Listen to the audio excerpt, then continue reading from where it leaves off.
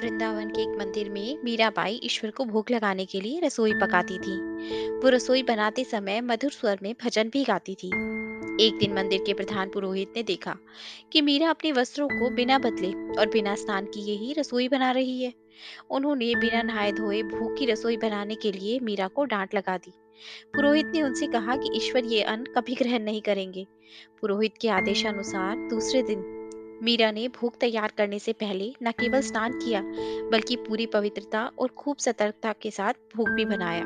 शास्त्रीय विधि का पालन करने में कहीं कोई भूल ना हो जाए, इस बात से वो काफी डरी हुई थी। 3 दिन बाद पुरोहित ने सपने में ईश्वर को देखा। ईश्वर ने उनसे कहा कि वो 3 दिन से भूखे हैं। पुरोहित ने सोचा कि जरूर मीरा से कुछ भूल हो गई होगी। उसने भोजन बनाने में ना तो शास्त्रीय विधान का पालन किया होगा और ना ही पवित्रता का ध्यान रखा होगा।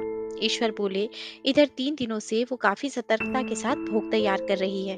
वो भोजन तैयार करते समय हमेशा यही सोचती रहती है कि उससे कहीं कुछ अशुद्धि या गलती ना हो जाए।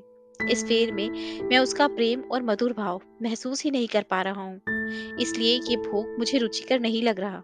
ईश्वर की ये बात सुनकर अगले दिन पुरोहित ने मीरा से न केवल क्षमा याचना की, बल्कि पहले की तरह ही प्रेम पूर्ण भाव से भोग तैयार करने के लिए अनुरोध भी किया।